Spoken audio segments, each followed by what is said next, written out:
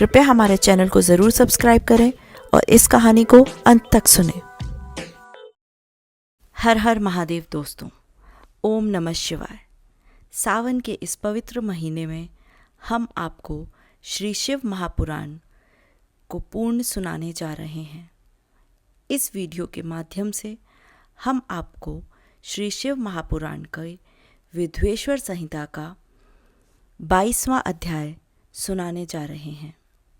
इस अध्याय में हम शिव नैवेद्य भक्षण का वर्णन और बिल्व पत्र का महात्म्य के बारे में सुनेंगे। तो आइए शुरू करते हैं शिव नैवेद्य भक्षण का निर्णय।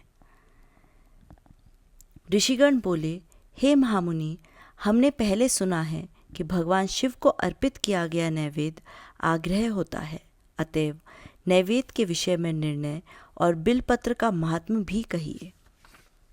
सूत जी बोले, हे मुनियों, अब आप सब सावधानी से सुने। मैं प्रेम पूर्वक सब कुछ कह रहा हूँ।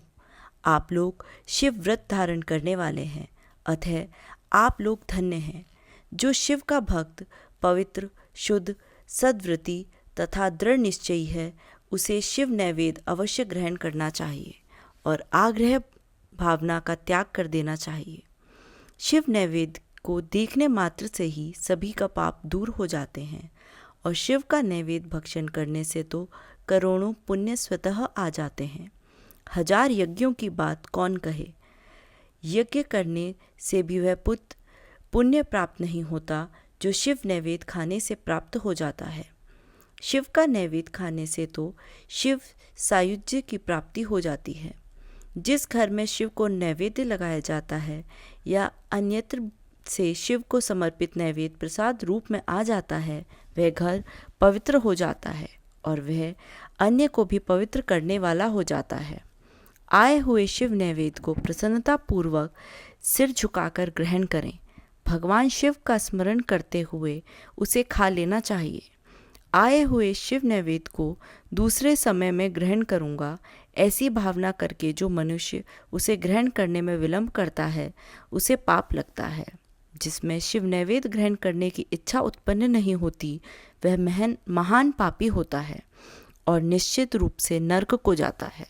हृदय में अवस्थित शिवलिंग या चंद्रकांत मणि से बने हुए शिवलिंग अथवा स्वर्ण या चांदी से बनाए गए शिवलिंग को समर्पित किया गया नैवेद्य शिव की दीक्षा लिए भक्त को खाना ही चाहिए, ऐसा कहा गया है।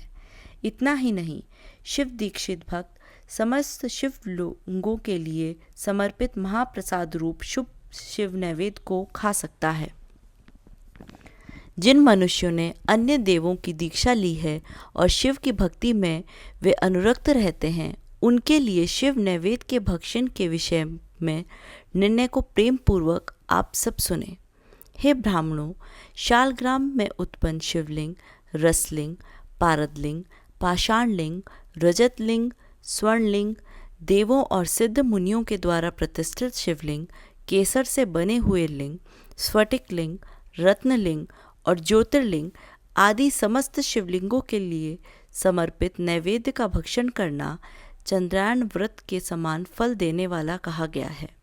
यदि ब्रह्म हत्या करने वाला भी पवित्र होकर शिव का पवित्र निर्माल्य धारण करता है और उसे खाता है, उसके पूर्ण पाप शीघ्र ही नष्ट हो जाते हैं। वह चंड का अधिकार हो, वहाँ शिवलिंग के लिए समर्पित नैवेद्य का भक्षण मनुष्य को नहीं करना चाहिए। जहाँ चंड का अधिकार ना हो, वहाँ भक्ति पूर्वक भक्षण करना चाहिए। बाणलिंग, लोहलिंग, सिद्धलिंग, स्वयंभूलिंग और अन्य समस्त प्रतिमाओं में चंड का अधिकार नहीं होता है। जो विधि पूर्वक शिवलिंग को स्नान कराकर उस स्नान जल को 3 बार पीता है, उसके समस्त पाप शीघ्र ही नष्ट हो जाते हैं। चंड के द्वारा अधिकृत होने के कारण अग्राह्य शिव नैवेद्य, पत्र, पुष्प, फल और जल, यह सब शालग्राम शिला के स्पर्श से पवित्र हो जाता है।